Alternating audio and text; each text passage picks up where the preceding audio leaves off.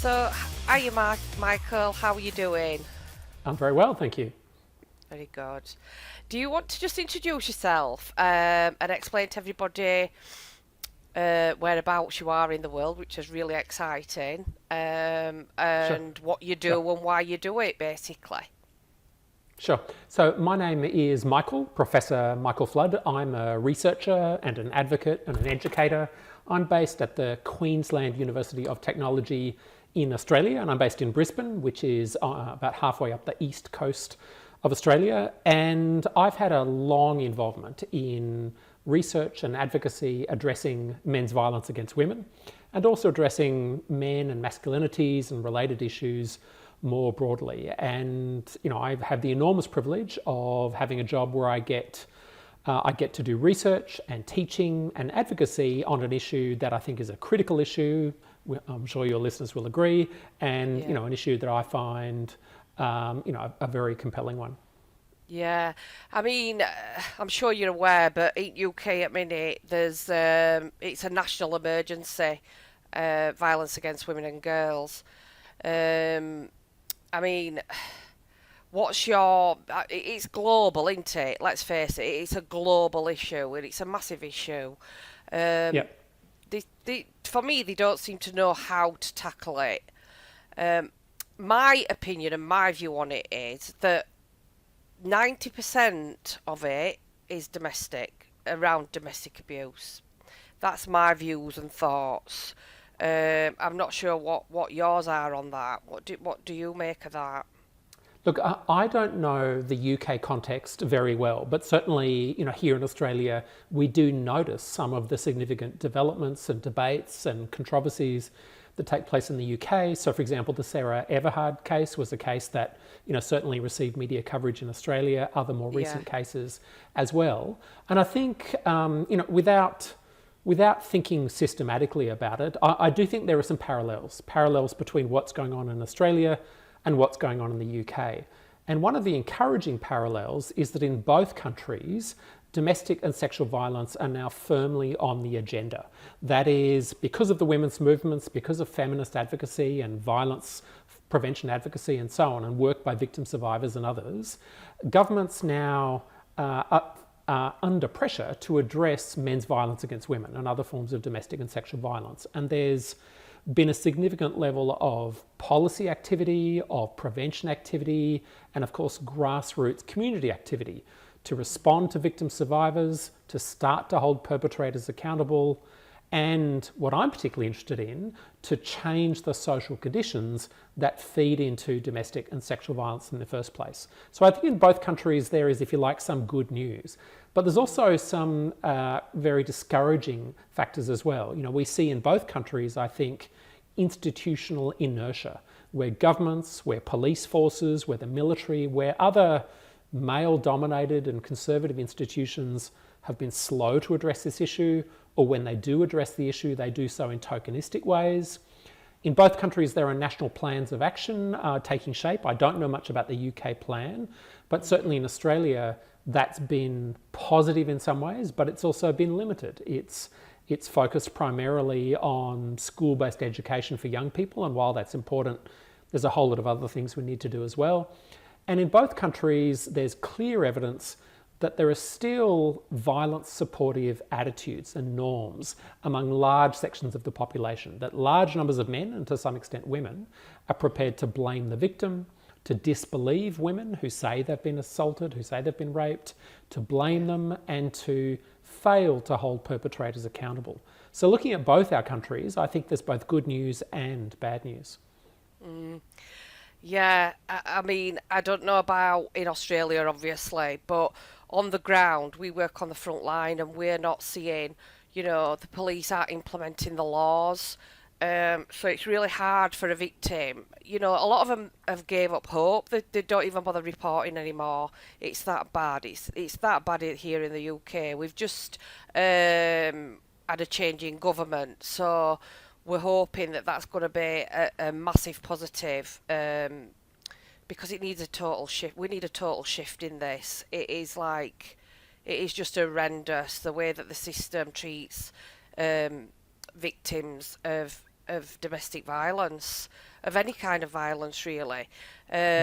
We want changes, real changes made, and that's the ultimate thing. And this is why I decided to do the podcast, to try and get some of the reality of what is actually happening out there. Yeah. It, I mean, I'm not sure if is it a better system in Australia than in the UK, do you think? Or, I mean, victims here are being failed left, right, and centre. Choose which organisation, whether that be police, social care, family court. Like you said, there is a lot of victim blaming going on. Victims aren't believed. To the point where they've just stopped reporting it. They've just literally stopped reporting it because they've just got no faith in the system whatsoever. Yeah. Look, I think there are similar trends and similar challenges in Australia. You know, sort of the majority of women and indeed men who experience domestic and sexual violence don't report to the police. And certainly the research among female victims of domestic violence finds that for many, the legal system really is a second assault. That is, they have to tell the story over and over and over. It's deeply traumatizing. They're not well supported. They're often blamed, and they're let down by systems. Now, that poses real challenges when at the same time there are pushes, for example, to introduce new forms of law. So in Australia, and I believe in the UK, there's been growing attention to coercive control, to patterns of, to the kind of, you know, the pattern of isolation, of manipulation, of gaslighting and so on, that many perpetrators subject their victims to. And there have been growing efforts in Australia to criminalise coercive control, to criminalise that pattern of power and control that so many perpetrators use. But some people have expressed concern about police role in responding to incidents of coercive control, given how poor police responses have been in Australia, where police fail to act on women's repeated calls for help or repeated expressions of fear that their partners or ex-partners are going to kill them, where another issue is police in Australia arresting the wrong person. That is, misidentifying the actual victim as the perpetrator and arresting them. That's happened particularly in our Aboriginal or Indigenous communities and so on. So certainly there are serious challenges. I do think that perhaps in Australia, the institutions that respond to victim survivors and perpetrators, or at least should respond to them, are being held more to account. I think there's a greater degree of pressure on the police, on the courts, on other aspects of the criminal legal system to get their act together than there may be in the UK. I'm not sure, but that's my impression. Yeah. And there has been some positive shifts in Australia, but there's still so much work to do. And the family legal system in Australia, for example, is a disaster. For victim survivors with children, the family law system here is terrible in terms of its responses to domestic and sexual violence. Yeah, it sounds pretty much like it's the same in both countries, to be honest. Yeah, it sounds very much the same. There's so much that could be prevented, in my view. So much before it even gets to the point where victims are faced with family courts and things like that, and that would be when the police should be implementing the laws that are in place. Going back to the coercive control, it is actually against the law, but trying to prove that is very, very rare that you are taken seriously on a charge of coercive control. And with rape cases, you're looking at 3 to 6 years for a rape investigation in the UK. I've supported women that it's been 3 weeks before they've even had a statement taken from police. Yeah, and then I assume that there are also waiting lists for support services. In my state, in Queensland, which is one of the states and territories in Australia, sexual assault or rape victims typically are waiting between 6 and 12 months to see support services, which is just cruel. It's just disastrous. I know. Well, it's the lack of funding. It's the lack of funding. They've cut all, particularly women's services. They cut all that last year, right down to like a bare minimum. I mean, we're all lived experience at Resolute, and we're all volunteers. And the reason we do this and we're so passionate about it is because we've actually all lived it. So we've lived that system, we've lived that abuse, and we know Yeah. exactly what it feels like to face the unknown, basically, because you're clueless when you start facing this Yeah. system that you're trying to navigate alone, basically. Yeah. Um, I You mean, mentioned prevention. Sorry, after you, yeah, please, after you. sorry, yeah, Michael, you go. You mentioned prevention, and I think one of the things I've been encouraged by, at least in Australia, is that primary prevention is much more on the agenda than it used to be. And this reflects the recognition that, as well as responding to victim survivors, as well as holding perpetrators accountable, we have to change the social conditions that feed into perpetration and victimisation in the first place. And there's been some very good work in Australia at a national level, identifying national frameworks for prevention, such as Change the Story. And there's been large-scale initiatives, for example, to build respectful relationships education or healthy relationships education into school curricula. So a growing number of Australia's young people now do get education on issues of gender and power and consent and communication and so on as part of their everyday schooling. But there are other strategies of primary prevention that our national government and other bodies really haven't really put energy into. So, for example, we know from international research that you get higher levels of domestic and sexual violence against women where there are structural gender inequalities, where women are financially dependent on their male partners, where women have less access to political power and decision making, where women are represented badly in media and culture, you get higher levels of domestic and sexual violence against women. And so one thing governments should be doing is actually building gender equity, addressing women's financial dependence, addressing inequalities in paid work, addressing other dimensions of gender injustice that feed into domestic and sexual violence. But, unsurprisingly, typically male-dominated national governments have not been very interested in doing that. They're more interested in tokenistic and simplistic solutions. Another strategy that's important is engaging men. That is engaging not the men who are using violence, obviously we need to work with them and hold them accountable, but in fact engaging other men who can speak up, who can be active bystanders and challenge their mates, challenge their brothers, their male friends, their uncles and so on to behave in more respectful and equitable ways, inviting men to be positive role models in their families, in their communities, in sporting settings and so on.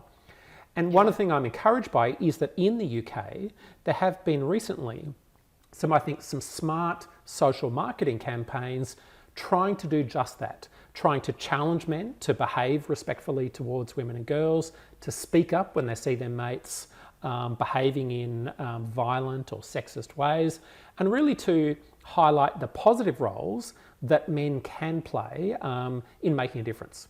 And I'm encouraged to see that in the UK, and certainly something similar is going on in Australia. But I'm not saying that, suddenly all men are now acting in positive ways in the UK or Australia. That's simply not true. And of course, there's lots of resistance and backlash. But I am pleased to see that at least this idea that men have a responsibility to speak up, to take action, to address the violence that some men perpetrate, that idea is now more firmly visible in public in the UK and in Australia. Yeah. I mean, we tend to think that. I mean, I don't know what the laws are like in Australia in terms of the way that perpetrators are punished. But in the UK, there is no deterrent for a perpetrator. We have certain orders that can be put in place by court, but again, so they're called non-molestation orders, occupation orders, restraining orders, and the thing is that when they are breached, the police are not acting upon them the way that they should. So there is no deterrent for a perpetrator. Is that how it is over there in Australia? Look, probably almost as badly. So in Australia, say a man who is alleged to have perpetrated domestic violence against his female partner, the police on her behalf, or she, can take out a restraining order or a protection order. It's called different things in different states and territories. And if he violates that protection order, for example, if it might say you can't come within 200 metres of her house or her workplace, and if he violates that order, at least on paper, he can then be arrested and charged with that crime. In practice, however, some police turn a blind eye to repeated violations of protection or restraining orders. And in fact, there is a kind of sense of crisis in Australia at the moment because our rates of intimate partner homicide, which are largely men's homicide of female partners and ex-partners, have increased significantly in the last year. They had been steadily going down over the last 2 decades, but they've increased significantly in the last year, where something like 2 or so women have been killed by their male partners or ex-partners each week, whereas it was 1 a week last year. Yeah, that's what it is at UK. It's 2 per week, 2 to 3 per week. I mean, that was a significant increase in Australia, and part of that dynamic is that men who were known by their female partners or ex-partners to be dangerous, to be risky, to have already used violence and so on, that they'd been reported to police multiple times, but the police hadn't necessarily taken action. So I think in both of our countries, we have the issue that on paper, there are laws that make domestic and sexual violence a crime, but in practice, really, these behaviours often have been decriminalised because there's little, as you've said, there's little practical deterrent, little practical accountability for the individuals who behave in those ways. Yeah. I mean, I can't understand why they're not being implemented straight away, because that could save lives. They've had all the warning signs before it's actually got to, murder, homicide. It's absolutely crazy, that these laws are in place that aren't being used. What is the point in having them? There's no deterrent. That doesn't sort of, to me, I mean, we've got this early release scheme now in the UK where they're actually letting perpetrators out of prison earlier if what they've been convicted for isn't too severe, let's say, and that's just, I just think, what kind of message is that giving out? What kind of message does it give to perpetrators that there's a court order in place, but it don't really matter if you breach it numerous times, we'll just give you a tap on back of hand and away you go to do it again? It's not acceptable. The laws should be implemented. They should be taken seriously. And ultimately, if they did a full 360 and actually acted upon the orders that are being breached and lock the perpetrators up and punish them appropriately like they should, then is it not common sense that we would start seeing these figures going down in the right direction to where they should be? And there's two obvious challenges in getting legal systems to respond, effectively and appropriately and swiftly to perpetrators. One is that you're often talking about, quite entrenched cultures that are simply not well equipped to deal with issues of violence, gender, power and abuse. They're often conservative, male-dominated, and there's just not been the level of culture change you would need within police, within legal systems, to make it more likely they'll respond effectively. And that overlaps with a broader tolerance or condoning of violence in our communities.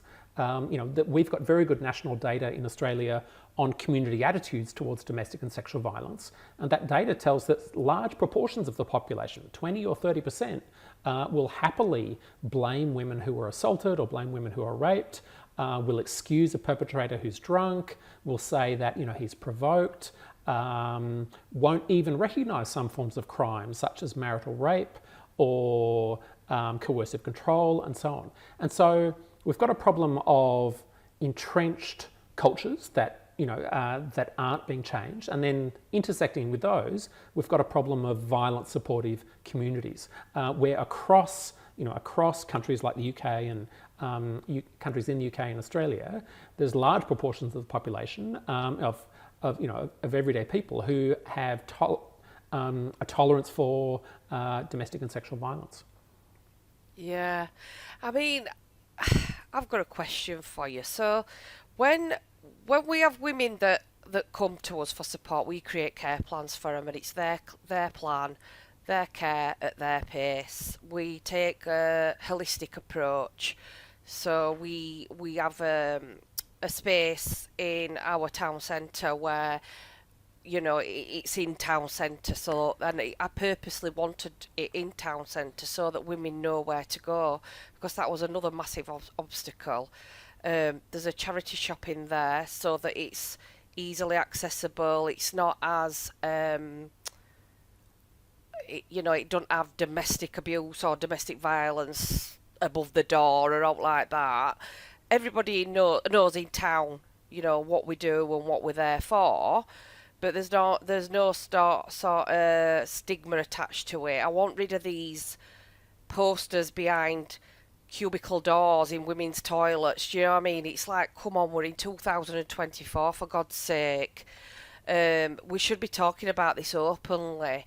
Now, I can see when women come to me and I can see the pattern of the perpetrator. I can almost read it like a book, the way that it's going to map out through this system. And more often than not, I'm normally right. And people all said to me, but how do you know that he was going to do that? And I said, because it's as though they've pulled them all into this room and taught them exactly how to behave and exactly how to be able to manipulate and play the system. How do they all know how to manipulate and how to control and how to, where does this come from? Again, does this come from societal issues, or is it learnt behaviours? Because it's as though they've all got the same sort of mindset. It's bizarre. Yeah. Look, and I think that last point about the mindset is a key one. That that many of the men who perpetrate domestic violence against their partners and coercively control them have a mindset of entitlement, of domination, and so on. And so given that mindset, I can talk in a moment about where that mindset comes from, but given that mindset, then there's a series of strategies that naturally occur to those men as the way to enforce the isolation, the domination, the subordination that they want to perpetrate on their female partners. They very quickly figure out that it's not going to work well for them to be physically assaulting their female partners on the street or in front of their boss and so on. They need to conceal their physical violence in some ways. They need to somehow make that woman acquiesce, go along with the control and so on that they're perpetrating, rather than her resisting that. They want to make her, as vulnerable, as dependent, as isolated as they can. So I think it kind of spontaneously occurs to lots of perpetrators that they should cut their female partners off from their friends, from their family, because those male perpetrators are invested in control, invested in domination, and so it's kind of very obvious to them that, if she's talking to her friends or her family about what I'm doing to her, that's not going to work, that I'm not going to be able to extend my control. But so interestingly enough as well, they actually don't like to think that other people don't like them. They like to be liked. The Mr. Charming. Indeed, and that's one common way of being a perpetrator. So I think the similarity in the tactics that different perpetrators use against their partners or ex-partners, that similarity is born out of the kind of logic of, how am I going to control someone? How am I going to turn someone into a subordinate, obedient, me-pleasing object where I'll get my way, well, I'll do what I want. And so, I think different men, they're not all meeting on the same online community and sharing tips, although, some may do so. You would think so sometimes. Yeah, but I think that, they're coming up with the same solutions to a shared problem, to describe it in very pragmatic terms. But obviously those men do share something. And one of the things they share is socialization into entitlement. If we look at why it is that some men are prepared to use violence and control against their female partners and other men are not, one key factor there is how they were raised. The attitudes towards girls and women and sex and relationships that they were raised with. Another factor is whether they themselves saw violence And particularly for boys, less so for girls, but particularly for boys who've grown up in families where there's already domestic and family violence, there may be a kind of process of social learning where you learn that's how you treat your partner or that's how you resolve conflict and so on. There also can be a trauma pathway where boys who've been exposed to violence or around violence themselves as children, their own sense of empathy, their own emotional skills, their own emotional awareness also can be stunted by that. So you have a kind of social learning pathway and a trauma pathway. But another common factor among perpetrators is that they live and work in spaces where treating women in those ways is condoned. They find themselves in a university residence, where you're living on campus among a bunch of other guys who also talk about women in horribly derogatory and hostile ways. Or you find yourself in a workplace where that's just what you do. And of course, you wouldn't want to be wrapped around a finger. And of course you should, tell her who's boss and so on.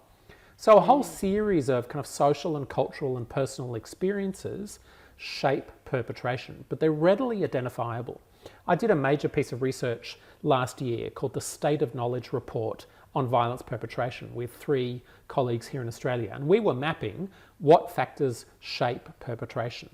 And in Australia, in the UK, in the US, and in many other countries, those are some of the common factors, is growing up with kind of sexist and gender equitable learning and role models, being exposed to violence, being part of communities where you're learning to view women in sexist and demeaning ways and so on.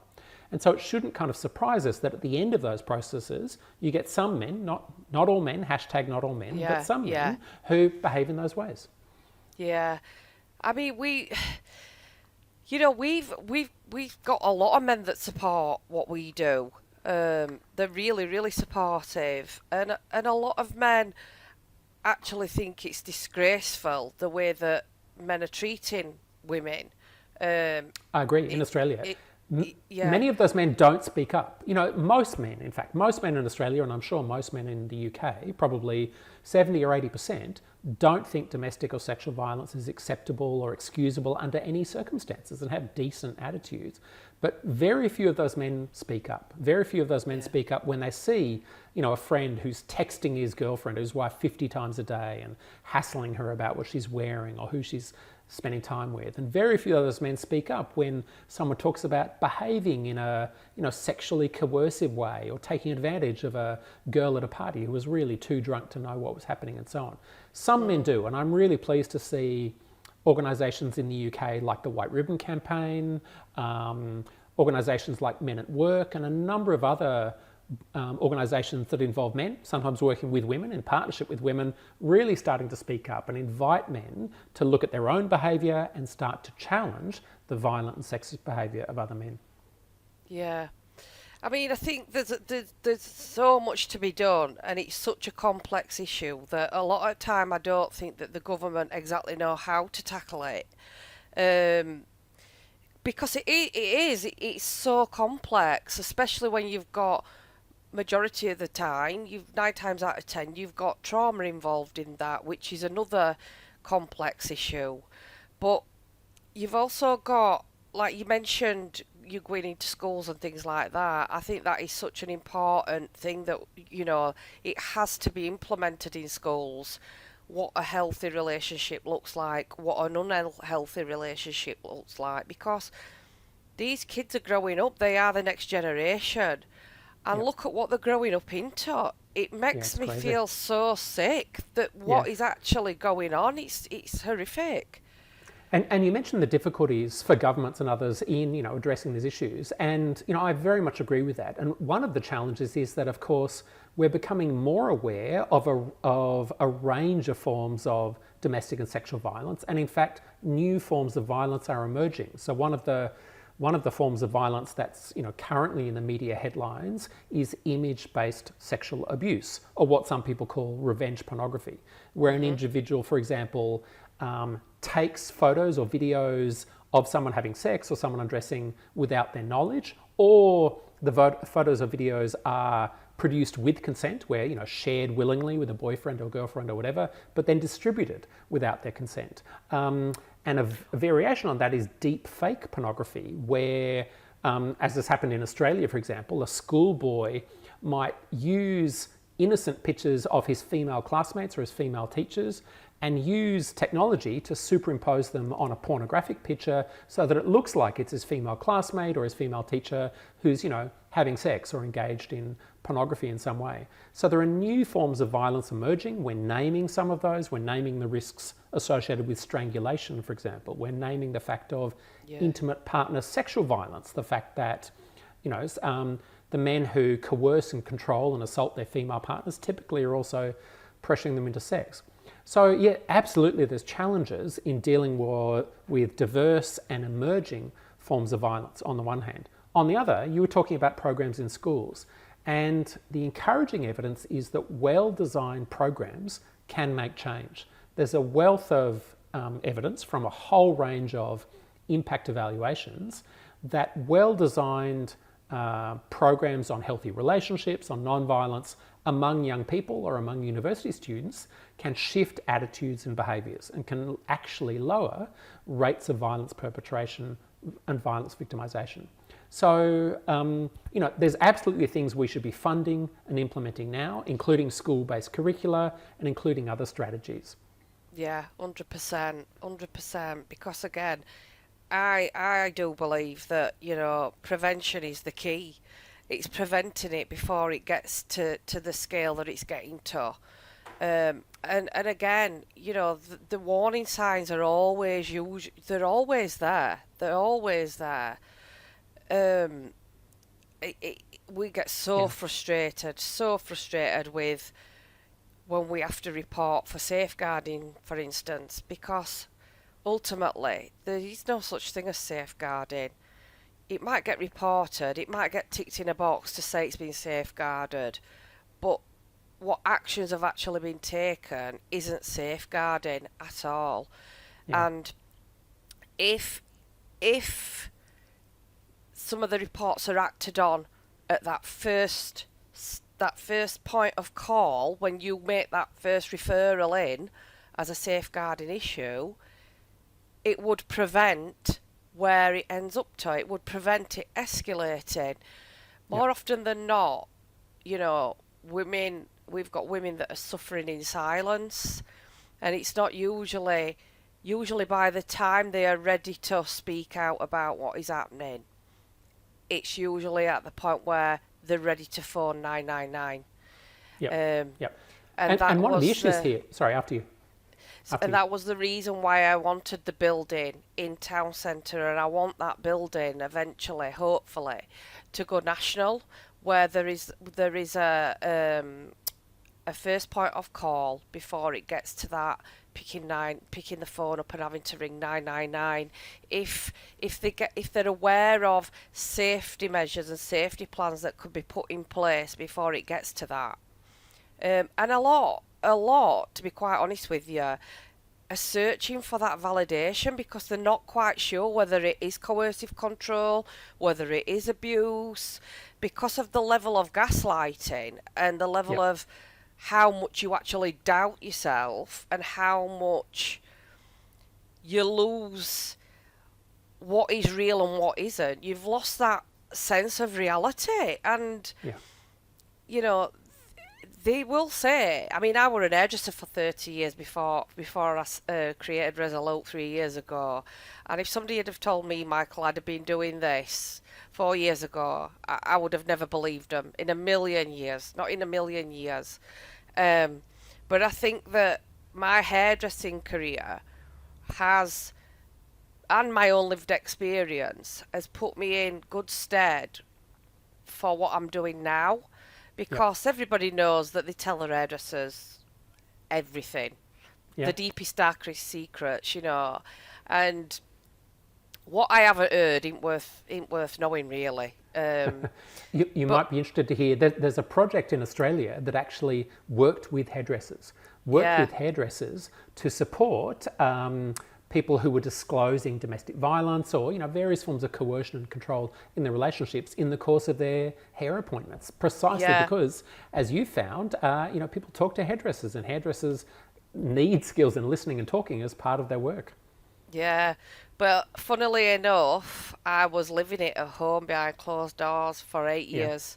8 years, and then 6 years post separation abuse. And, and for me to have to go into work, because I was quite glamorous once upon a time, believe it or not, and Oh, to go I into totally work believe it. with to go into work with my makeup on, my hair done, I had to pretend that everything was okay. From the outside looking in, it was the perfect, family scenario going on here. Um, and all the time I was absolutely screaming out for help inside. Yeah. And And it's and one issue is, sorry, after you. and I, that's I was what gonna s- breaks my heart. That women yeah. are kind of suffering like this in silence, Yeah. and I want to create that awareness of the amount that actually commit suicide, because Yeah. their voices are never heard, and we're never going to know about what's actually happened to those women. But there's hell of a lot a lot more than what statistics state. Yeah, no doubt. And one of the challenges here is that still in many communities, or across Australia, and perhaps across the UK, many people still only think of it as domestic violence when there's bruises or cuts or broken bones. So in other words, we have a very kind of physically focused understanding of domestic violence, that it's primarily or entirely about physical violence. And of course that is part of domestic violence, but for many women and some men, their experience is less about regular and severe physical assault and more about an everyday dripping tap of contempt, of Yeah. hostility, of control, and so on, Mhm. where their movements are limited, where they're constantly being insulted and put down, where they're being isolated from friends and family, and as you said, being gaslit and manipulated and blamed for that experience.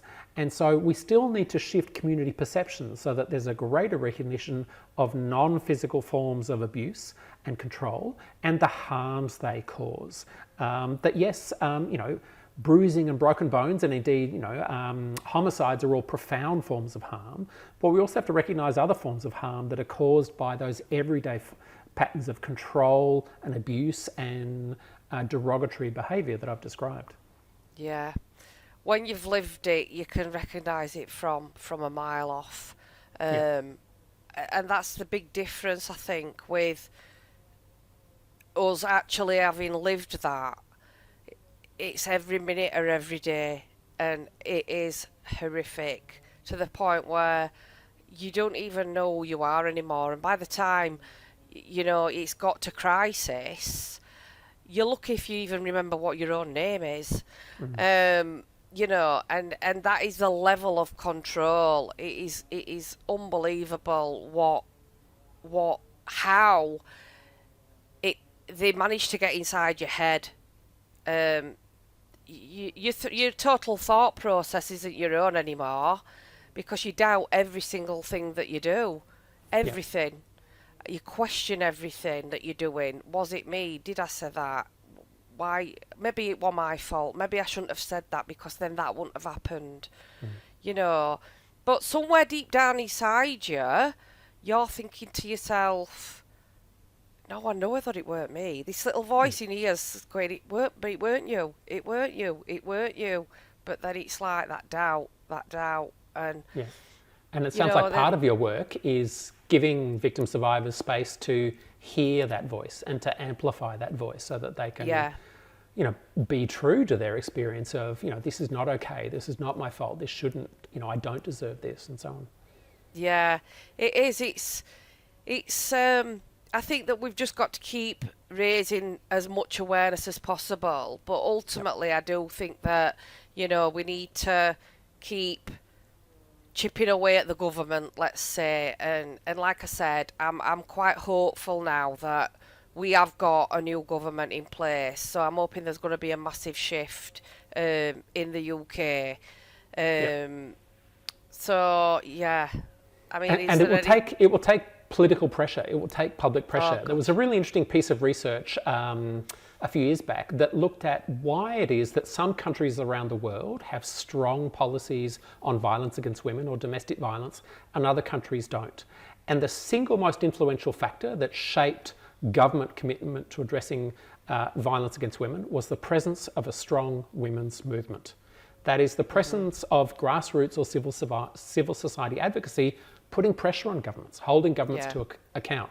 So, I hope the change of government itself leads to change, but pressure from grassroots organisations, from victim survivors, from the people who work for victim survivors, that will make a difference too. And the work you're doing is absolutely vital, because we know that it can really make a profound difference for people, for political leaders and others, to hear victim survivors' stories and to hear the reality of what it's like to live with abuse and coercion, the impact it's had, and the need for change. So the work you're doing, I think, can really make a vital difference to that broader project of social change.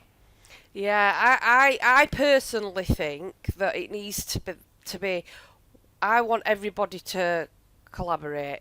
That in an ideal world, it would be amazing if we could all come together, all collaborate, and have one service under one umbrella that ultimately has the heart in the right place, which is for the victim.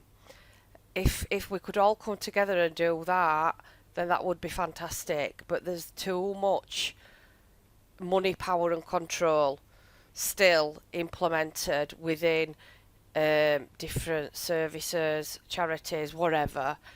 And I mean, I've said all along that if I know how it feels to not want to be here anymore, and I'm very lucky that I am still here.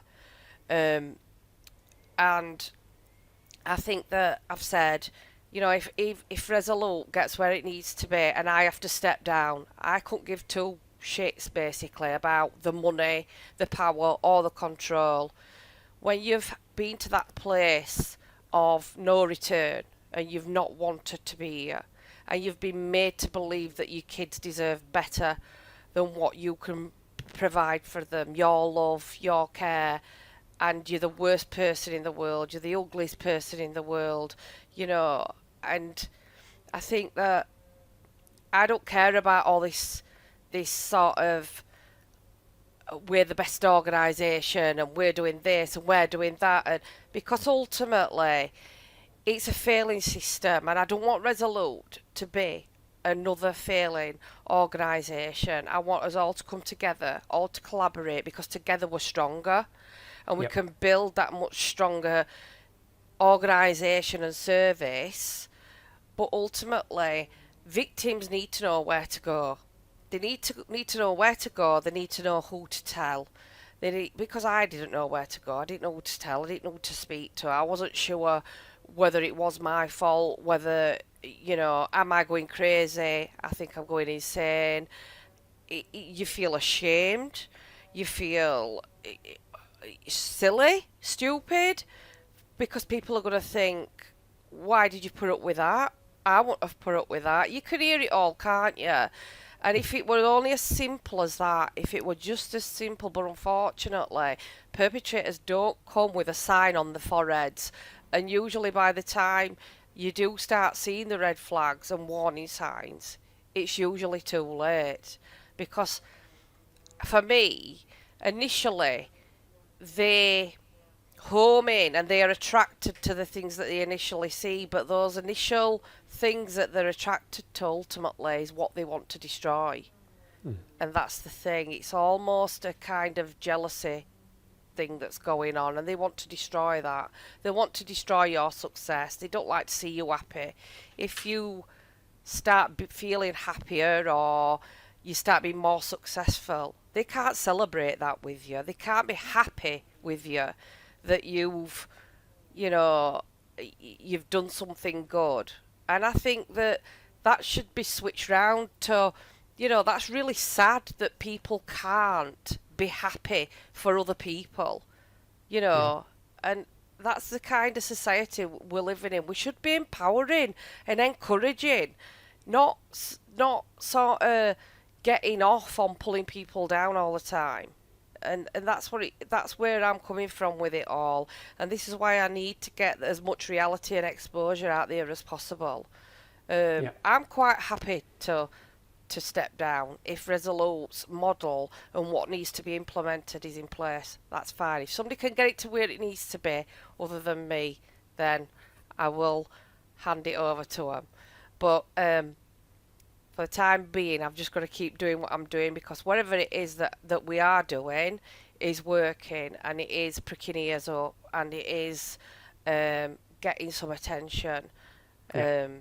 It's just Yeah, getting look, to the the right work, people. yeah, and the work you're doing is absolutely vital. You know, both the immediate work of working directly with and supporting victim survivors, and the broader work of kind of amplifying victim survivors' experiences and voices, and as you said, collaborating with others to try to make broader change. So yeah, you know, kudos to you for the work you're doing, and I hope that I hope that it goes from strength to strength. Me too, hopefully. But thank you so much for your time, Michael. I've loved talking to you. I've loved this interview. I find it bizarre that you're the other side of the world, to be fair, and I'm just talking to you like this, really like random. Yeah. But yeah, thank you so much for your time. It's been so beneficial and informative. It's a shame that you're just not 5 minutes down the road and we could meet for a cuppa. Well, indeed. Look, I was not too far away in January visiting my mother, who lives in North Wales and who grew up in Right. Yorkshire, in fact. Oh, But I won't be back there for a little while, I'm sorry to say. well, next time you are, send me an email. I will indeed. Great to All chat to right. you. Yeah, you as well, Michael. You take care. Thanks very much.